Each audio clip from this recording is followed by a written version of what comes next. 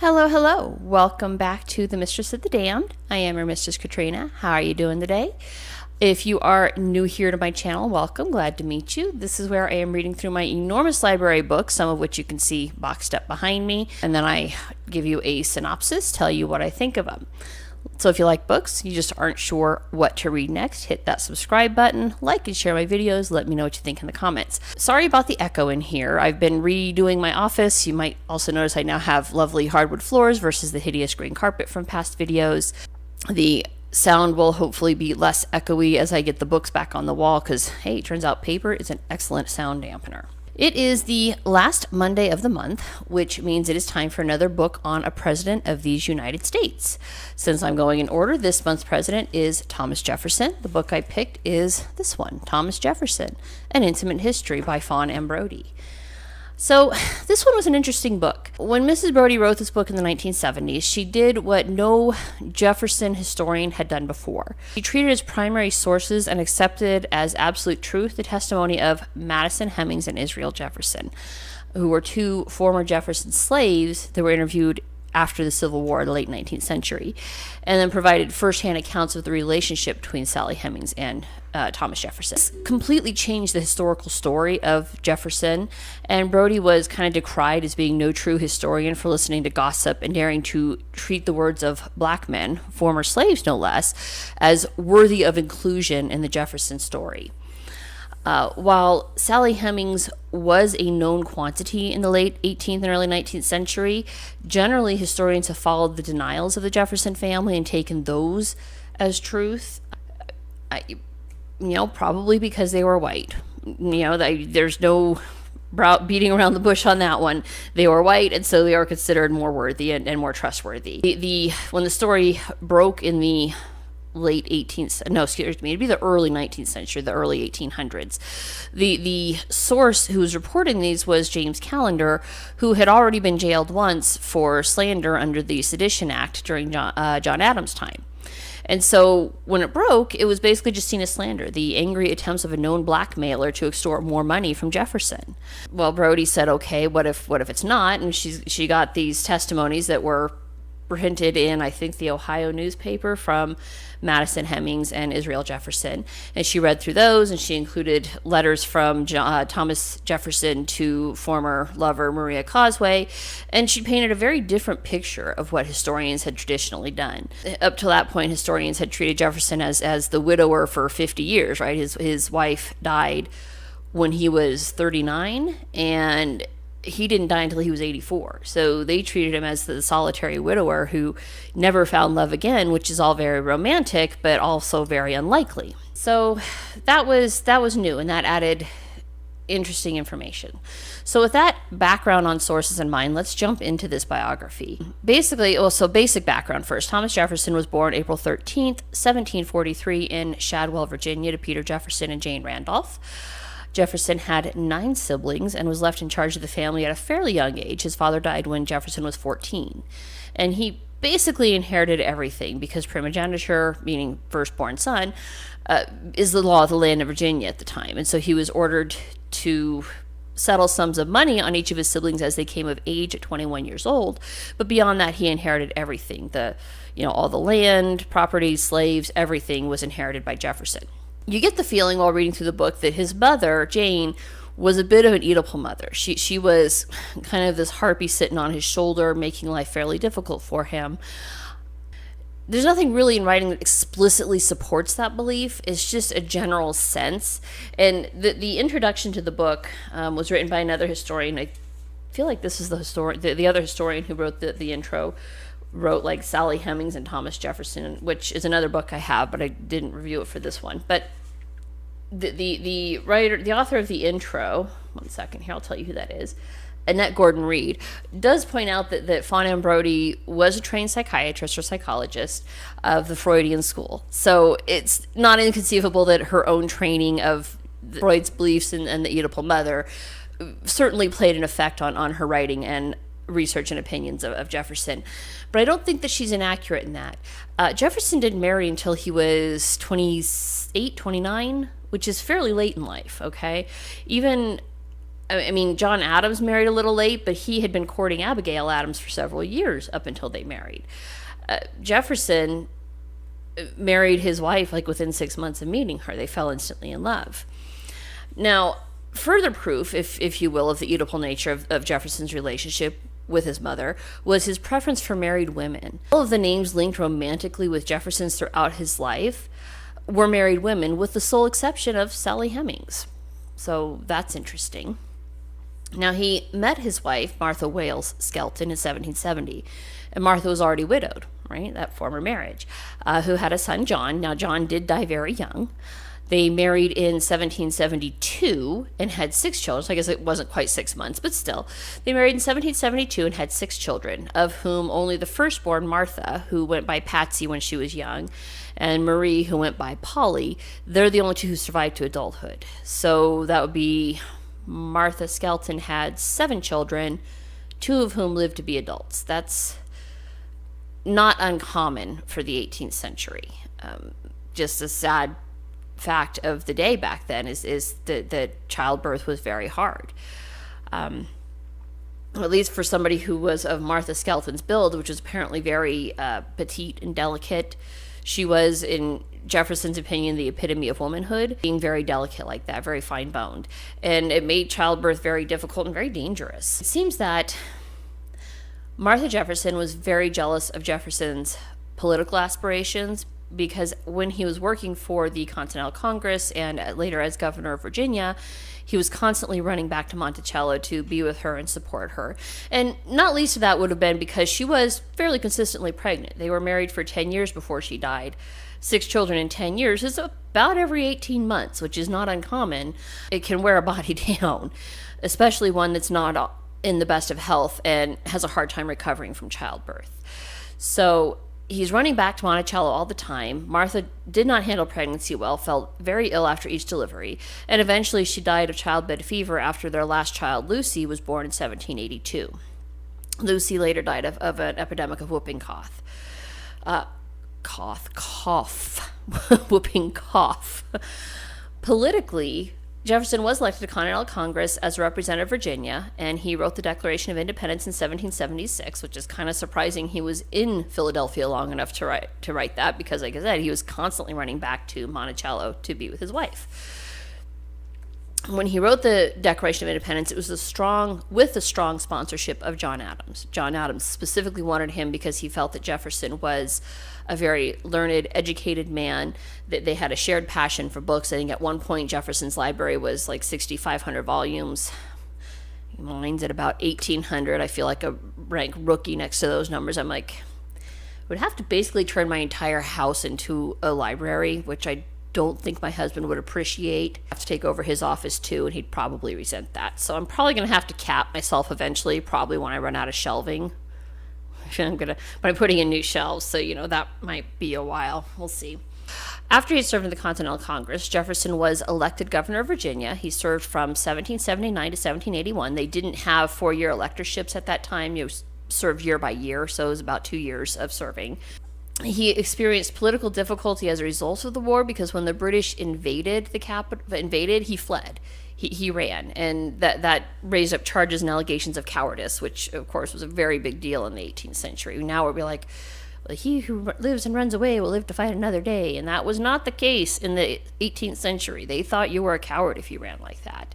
And those allegations would follow him off and on throughout his life. Following the death of his wife, Jefferson was appointed minister to France in 1785, kind of sent over there to be Benjamin Franklin's replacement. Jefferson placed his 2 youngest daughters, who were Polly and Lucy, in the care of his sister Mary Epps, and then took his oldest daughter, Martha, with him to France, where he enrolled her in a convent school, which was an interesting choice because he wasn't an atheist. All right, that's a popular misconception that Thomas Jefferson was an atheist. He was a deist, which means he did believe there was a God. He thought organized religion was a scam. And so his choice to send his daughter into a convent school was an interesting one. But he wanted her to be well educated, and he wanted her to be a suitable conversationalist for himself. Martha was undeniably his favorite, and not least of which because she resembled him. She was a very tall woman. She was very smart. She physically resembled him. I mean, his blood imprint was very strong in her presence. Everybody commented on how much she looked just like him. While Jefferson was stationed in Paris, he met the next affair of his life, Marie Causeway, who was in an unhappy and abusive marriage. And evidence definitely suggests an affair, although it fizzled as a result of Marie's own extremely religious propensities. She wasn't really cut out for an extramarital affair, and that was a turnoff, apparently. Somebody who was unwilling to dive into the bedding of a love affair outside of marriage was eventually a killer for him. Now, during this time, Jefferson wrote what has come to be seen as one of the greatest love letters of all time. It's called My Head and My Heart. The text of that is included in one of the appendixes in the book. There's 3 appendices. 2 of them are the testimonies of Madison, Hemings, and Israel Jefferson. We got the My Head, My Heart love letter, and then the 4th one is the family denials, letters from the family denying the affair between Jefferson and Sally Hemings. When the affair with Marie Causeway, boy, that was a tangent. When the affair with Marie Causeway fizzled, she wrote several times to Jefferson throughout the remainder of his life, but he didn't respond. And he was a cut him loose and leave him type of guy. I mean, I guess it could have been worse. He could have been a lead him on type of guy, but mostly he just cut her out, and that was it. It's also possible, though, that he cut the affair with Marie as a result of his own burgeoning affection for Sally Hemings. While he was stationed in France, he received word of the whooping cough epidemic that killed his youngest daughter, Lucy, and Polly, because they were all at Mary Epps' house. Polly had also been ill. Now, she recovered, but at that point, Jefferson insisted that she be sent to him in France, and they had to find a slave to go with her and act as an accompaniment, as a lady's maid, if you will. Now, the slave they initially were going to have fell ill and wasn't able to go, and so selected was Sally Hemings. Now, when they came across the sea, they ended up in London for a little bit, where Sally and Polly stayed with John and Abigail Adams, because the Adams and Jefferson at this time were very close friends. And Abigail took one look at Sally and pushed to have her sent back because Sally was very beautiful. This is reported in all the testimonies of the time that Sally was incredibly beautiful, very light-skinned. She could have passed for white. The family history of the Hemings is that Sally's mother, Betty, was the slave of Martha Wales Skelton's father. And so Sally was Martha Jefferson's half-sister. Now, to add a certain 21st century ick factor, if you will. And it is a 21st century ick factor because in the 18th century, this would not have been uncommon at all. Not just the affair with the slave, the miscegenation, which is a fancy way of saying, white and black having sex and having children. Or not just white and black, but any 2 races having children is called miscegenation. It's a fancy word.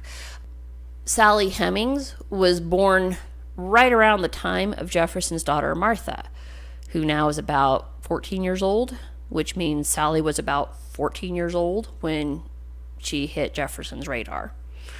So again, massive ick factor from the 21st century, not so icky in the 18th century, where it was not uncommon for older gentlemen to marry very much younger women. Again, childbirth was hard, a lot of women died from it, so there tended to be a lot of women available. The relationship with Sally is a head scratcher. From the knowledgeable position of the 21st century, it's all too easy to dismiss this as being a 40-year-long sexual assault. All right. He met her when he was 39, or she hit his radar when she was 30. He probably met her before that, because when Martha Wales Skelton married him and her father died, she inherited all of the slaves and they got folded into Jefferson's property list, if you will. That's such an icky thing to say, but there it is. She joined Jefferson in Paris when he was 44 and remained with him until his death at 83. So that's a 40-year-long sexual assault as a slave-master relationship, right? And as his property, she was not in a position to say no to any demands he made upon her. And that is the 21st century viewpoint on it. And it's hard to disagree with that, right? You can't say no if you're literally somebody's property. But here's an interesting historical tidbit. Okay, and this is something that, yes, you can look up. You can go back and say, okay, this is absolutely true. And this was something that was included in Madison Hemings' testimony. okay, which he got directly from his mother, Sally. Sally crossed Jefferson's path when he was stationed in Paris, France. French law made slavery illegal, even slaves belonging to diplomats. Sally knew that. All right, she was learning. She knew enough French in the 5 years that she was there with him.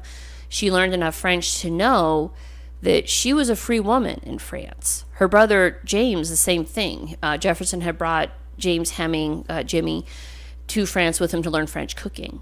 And they both knew that as long as they were in France, they were free. They didn't have to stay with Jefferson. They could leave whenever they wanted because slavery was illegal in France. In fact, if she had chosen to leave, she probably would have been a celebrity cause. Now, it probably would not have ended well for her because she would have been a celebrity cause among the, aristocrats who were going to be dead in, 5 or 6 years because the French Revolution basically killed everything. But she didn't. Neither of them had to return to the United States and guaranteed slavery. But Jefferson convinced both Sally and James to return with him. Now, you got to believe if he had been a genuinely awful, one of those, beat them till they submit slave owners, they probably would have taken that opportunity to beat feet and run and remain free. So what family legend, as passed down from the Hemings children, says, and historical documents again bear this out, is that Jefferson convinced James to return with him with the promise of freedom once James had trained a replacement chef. Sally, he promised that any children born of her, and this is interesting, they would be freed at the age of 21. Now, James was freed in 1796, having trained up the replacement cook, and those letters of manumission are all on file somewhere in the state of Virginia, I'm sure. All of Sally's children were, in fact, freed at 21, with the exception of the youngest, Eston, because Jefferson died prior to Eston's 21st birthday, but in his will, he freed Eston. So he did keep his promise, which is interesting, right? He certainly didn't have to, but it throws some interesting context and dimensions into this really bizarre relationship that from the 21st century has ick written all over it, but from the 18th century was really unique and would not have brought Jefferson any popularity. Some of the more interesting facts is while the oldest they had either 4 or 5 children that survived to adulthood. And the reason I say that is because when they returned from France, Sally was pregnant and she gave birth and the child's name was Tom. Now, Fawn M. Brodie insists that Tom lived to adulthood and was one of 4 slaves who were freed, if you will, by basically walking off the farm, and Jefferson never pursued them. And that was the other 2, interestingly, or 2 of the other 3 being the older children of Jefferson, which would be Beverly, son Beverly, and daughter Harriet, walked off and were just never pursued. Madison Hemings, in his testimony, says that Tom died as a baby. So it's interesting that she took everything else at face value, but considers that Tom lived to adulthood. I don't know if that's true. I think it's possible that Tom probably died as a baby, and Beverly was the oldest son who ended up being referred to as highly resembling Jefferson. The reason I think that's likely is because, according to Madison's testimony, his older brother Beverly moved to Washington and married a white woman because he was light enough that he passed for white. And Harriet moved to Washington and married a white man because she was light enough to pass for white.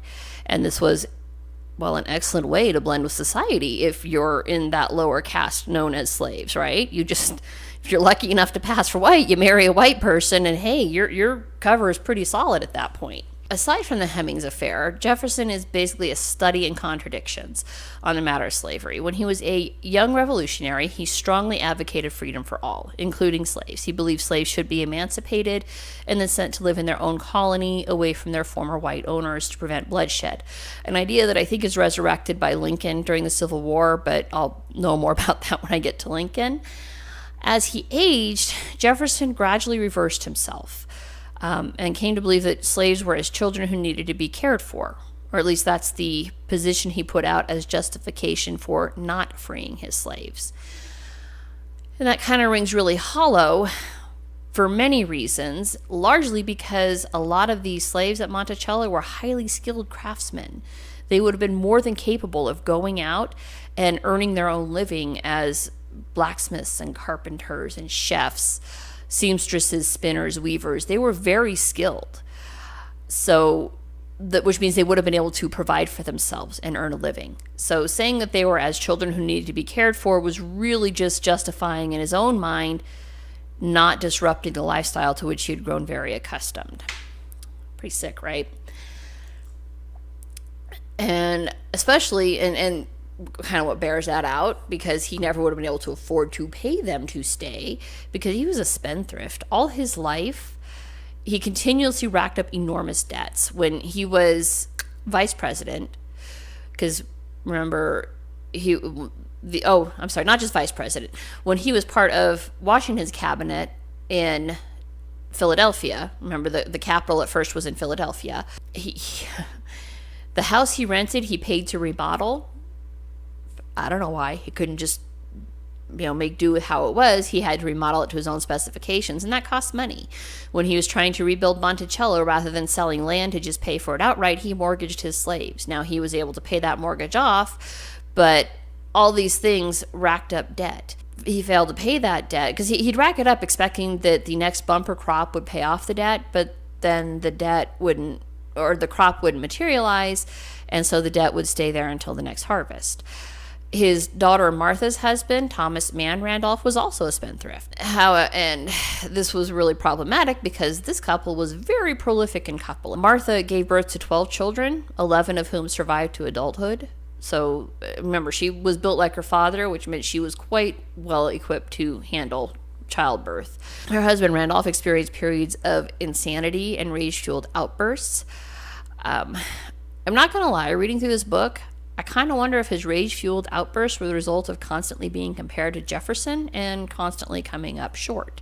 I think what would not have ended differently was the death of Martha's youngest surviving daughter, Marie Polly Epps. Martha was the spitting image of her father, tall and strong, easily capable of bearing the 12 children she did. Marie was the image of her mother. Only 2 of her children survived childbirth, and Marie herself died of childbed fever at 25, so history repeated itself. Sally Hemings was also capable of giving birth to healthy children who survived, and there were 4 who did survive to adulthood, at least. Again, possibly 5 if you believe that Tom grew up to adulthood. The book was really good. I mean, overall, it glossed over some of Jefferson's more public moments in his political career, time in the White House, but there's a ton of other books that cover those things in depth. She glossed over those things in favor of this behind-the-scenes look at a very private man. I mean, Jefferson was not... I think he was the penultimate introvert. He wanted to be publicly loved and lauded, but at the same time wanted his privacy intact, which is kind of the introvert's lament, right? We want to be as popular and loved as the extroverts out there, but really we don't want to be that public. Which is why YouTube is a godsend. Jefferson seemed to be a man who lived in the moment. When he was at Monticello, he loved the country life. When he was in the capital or Philadelphia or Paris or wherever he was, he loved the politics and he loved that scene. Personally, I remain ambiguous about Jefferson. His contradictory record on slavery remains a blight on his otherwise great record. But he accomplished great things in his life, not least of which was the Declaration of Independence, Louisiana Purchase, which doubled the size of the nation for the comparatively low cost of $2 million. And then he sent Lewis and Clark out to scout the continent. When the British burned the Library of Congress during the War of 1812, Jefferson sold his own library to Congress to rebuild that institution at a loss to himself. I mean, the books were worth way more than he sold them for, and he certainly needed the money. But if he had auctioned the books, he would have more than paid off his debts. His debt, which at the time of his death on July 4th, 1826, those debts were in excess of $100,000. Doesn't sound like much now, but that's $100,000 in real money in the 19th century, which is a lot of money. Ultimately, when he died, he freed 5 slaves in his will. The 2 Hemings children, Eston and Madison, were officially freed. Burwell Hemings, who was the nephew to Sally and Jefferson's body servant, John Hemings, who was one of Sally's half-brothers and the cabinet maker at Monticello, and Joe Fawcett, who was Sally's nephew and blacksmith at Monticello. He didn't free Sally in his will because that would have drawn too much attention to the calendar story from 20 years previously, and it would have made people focus on her. But what he did do is he had his daughter Martha free Sally about 2 years after his death, quietly, so that there was no publicity shining on Sally. The rest of the Monticello slaves, the property itself, surrounding lands, were sold to pay for Jefferson's excessive debts. I do think it's one of the lovely things about modern day science is that ultimately Madison Hemings' reminiscences were completely borne out to be factual. Late 20th century DNA testing showed that yes, the Hemings children were in fact the descendants of Thomas Jefferson. And so that Fawn Brodie rewrote the history, and those DNA tests confirmed what she wrote. And that's remarkable. That's it for this week. I'm still confused about Jefferson. Like I said, his history on slavery, his track record was not awesome. After I read John Adams, I knew I still had mad respect for that highly principled man. After George Washington, I felt more empathy for him as a human. But Jefferson knew and always believed slavery to be evil. And as a legislator, he fought many fights trying to secure freedom. But in his twilight years, when his own popularity was highest, when he might have been in a position to push for it, he gave up the fight. And I don't know what to make of that, especially given that his own children stood to inherit the status of slave from their mother Sally. How much could he really have loved her? I'm sure he did in his own way, but not enough to do the right thing. And that says something about him. So if you like this book, like what you saw, don't forget to hit that subscribe button. Let me know what you think in the comments, and I will see you next week. Bye.